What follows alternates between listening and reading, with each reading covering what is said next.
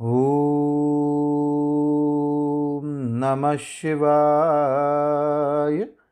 श्री शिव महापुराण रुद्र संहिता युद्ध खंड 49वां अध्याय।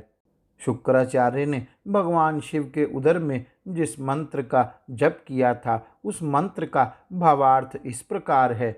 सनत कुमार बोले, हे महर्षि, ओम जो देवताओं के स्वामी, सुर असुर द्वारा वंदित, भूत और भविष्य के महान देवता, हरे और पीले नेत्रों से युक्त, महाबली, बुद्धि स्वरूप, बागंबर धारण करने वाले, अग्नि स्वरूप, त्रिलोकी के उपस्थित स्थान, ईश्वर, हर, हरि नेत्र, प्रलयंकारी, अग्नि स्वरूप, गणेश, लोकपाल, महाभुज, महाहस्त, त्रिशूल धारण करने वाले, बड़ी बड़ी दाढ़ों वाले, काल स्वरूप, महेश्वर, अविनाशी, काल स्वरूपी, नीलकंठ, महोदर, गणाध्यक्ष, सर्वात्मा, सबको उत्पन्न करने वाले, सर्वव्यापी, मृत्यु को हटाने वाले, परियात्र, पर्वत पर उत्तम व्रत धारण करने वाले, ब्रह्मचारी, वेदांत प्रतिपाद्य, तप की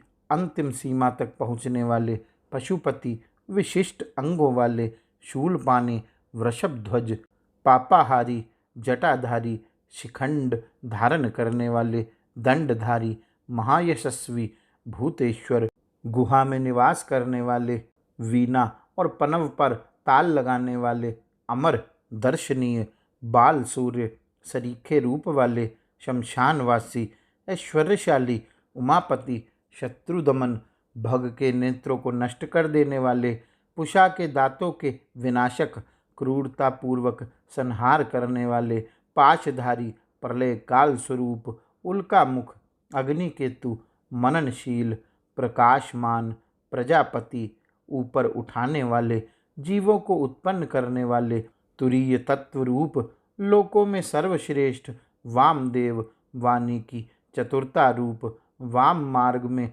भिक्षु रूप, भिक्षुक, जटाधारी, जटिल, दुराराध्य, इंद्र के हाथ को स्तंभित करने वाले, वसुओं को विजडित कर देने वाले, यज्ञ स्वरूप, यज्ञकर्ता, काल, मेधावी, मधुकर, चलने फिरने वाले, वनस्पति का आश्रय लेने वाले, वाजसन नाम से संपूर्ण आश्रमों द्वारा पूजित, जगतधाता, जगतकर्ता, सर्वांतर्यामी, सनातन, ध्रुव, धर्माध्यक्ष, भूभुवः स्वः, इन तीनों लोकों में विचरने वाले, भूत भावन, त्रिनेत्र, बहुरूप, 10,000 सूर्यों के समान प्रभावशाली, महादेव, सब तरह के बाजे बजाने वाले, संपूर्ण बाधाओं से विमुक्त करने वाले, बंधन स्वरूप, सबको धारण करने वाले, उत्तम धर्म रूप, पुष्पदंत, विभाग रहित, मुख्य रूप, सबका हरण करने वाले,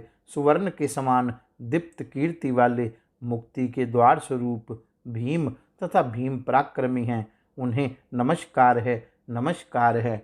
इस श्रेष्ठ मंत्र का जप करके शिवजी के जठर पंजर से, उनके लिंग मार्ग से उत्कट वीर की भांति शुक्राचार्य बाहर आए।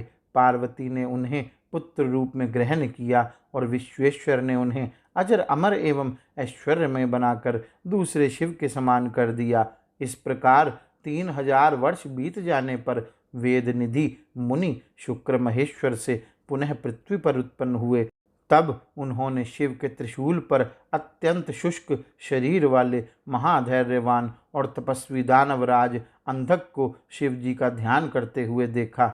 वह शिवजी के 108 नामों को इस प्रकार स्मरण कर रहा था: महादेव, विरूपाक्ष, चंद्रार्ध कृत शेखर, अमृत, शाश्वत, स्थानु, नीलकंठ, पिनाकी, वृषभाक्ष, महागेय, पुरुष, सर्वकामद, कामारी, कामदहन, कामरूप, कपर्दी, विरूप, गिरीश, भीम, स्त्रग्वी, रक्तवासा, योगी, कालदहन, त्रिपुरदहन, कपाली, गूढ़व्रत, गुप्त मंत्र, गंभीर, भावगोचर, अनिमादि, गुणाधार, त्रिलोकैश्वर्यदायक, वीर, विरहन, घोर, विरूप, मांसल, पटु, महामांसद, उन्मत्त, भैरव, महेश्वर, त्रैलोक्य द्रावण, लुब्ध, लुब्धक, यज्ञसुदन, कृतिका सुतयुक्त, उन्मत्त, कृतिवासा, गजकृति परिधान, शुद्ध, भुजंग भूषण, दत्तालंब, बेताल, घोर, शाकिनी पूजित, अघोर, घोर दैत्यघन, घोर घोष, वनस्पति, भस्मांग, जटिल, शुद्ध, भेरुंड, शतसेवित, भूतेश्वर, भूतनाथ, पंचभूताश्रित, खग, क्रोधित, निष्ठुर, चंड, चंडीश, चंडिका प्रिय, चंड, तुंग, गुरुत्मान, नित्य, आश्वभोजन, लेलिहान, महारौद्र, मृत्यु, मृत्युगोचर, मृत्योर्मृत्यु, महासेन, शमशानारण्यवासी, राग, विराग, रागांध, वीतराग, शताचिर्त, सत्व, रज, तम, धर्म, अधर्म, वासवानुज, सत्य, असत्य, सद्रुप, असद्रुप, अहेतुक,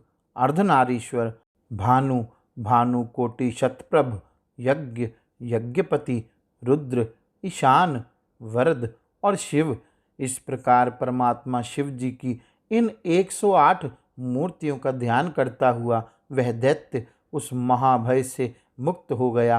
प्रसन्न हुए शिवजी ने दिव्य अमृत की वर्षा से उसका अभिषेक किया और उस त्रिशूल के अग्रभाग से उसे उतारा और महात्मा शिव जी ने वह सब कृत्य उस महादैत्य अंधक से शांतिपूर्वक कहा जिसे उन्होंने पहले किया था।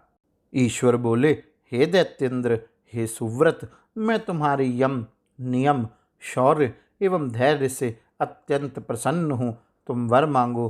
हे श्रेष्ठ महादैत्येंद्र, तुमने निष्पाप होकर नित्य मेरी आराधना की है। तुम वर के योग्य हो, इसलिए मैं तुम्हें वर देना चाहता हूँ। इस प्रकार 3 सहस्त्र वर्ष पर्यंत प्राण धारण करने का तुम्हारा जो पुण्य फल है उससे तुम्हारी मुक्ति हो जाए। सनत कुमार बोले, यह सुनकर अंधक ने पृथ्वी पर दोनों घुटनों को टेक कर कांपते हुए हाथ जोड़कर उमापति शिवजी से कहा। अंधक बोला, हे भगवान, मैंने इससे पूर्व में आप परात्पर परमात्मा को युद्ध क्षेत्र में प्रसन्न गदगद वाणी से दीनहीन इत्यादि जो कहा है एवं हे शंभो, मूर्ख होने के कारण अज्ञानवश इस लोक में जो जो निंदित कर्म किया है उसे आप अपने मन में ना रखें। हे महादेव, मैंने काम विकार से माँ पार्वती के प्रति अपराध किया है, उसे क्षमा करें, क्योंकि मैं अत्यंत कृपण एवं दुखी हूँ।